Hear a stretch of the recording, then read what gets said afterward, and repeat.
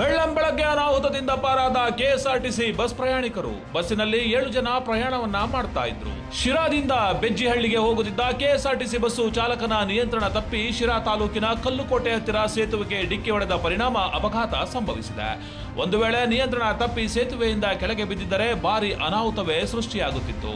ಸದ್ಯ ಪ್ರಾಣಾಪಾಯದಿಂದ ಪಾರಾಗಿದ್ದು ಯಾವುದೇ ರೀತಿಯ ಅನಾಹುತ ಸಂಭವಿಸಿಲ್ಲ.